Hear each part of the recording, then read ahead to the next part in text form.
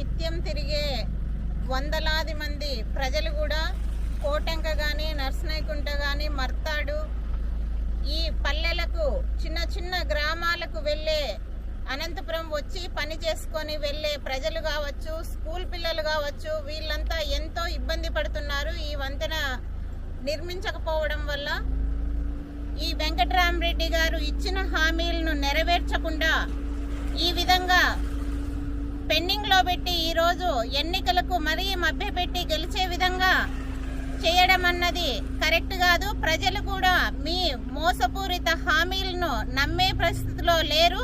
ఇప్పుడు వచ్చి శిలాపథకాలు వేయడం ఏంటి? రాష్ట్ర వ్యాప్తంగా మీరు చేస్తున్న మోసాలను ప్రజలు గమనిస్తున్నారు. ఇప్పుడు జరిగే ఎన్నికల్లో మీకు ప్రజలు ఖచ్చితంగా బుద్ధి చెప్తారు. ఇలాంటి ప్రజా సమస్యలను పట్టించుకోకుండా ఉన్న ప్రభుత్వాలు మాకు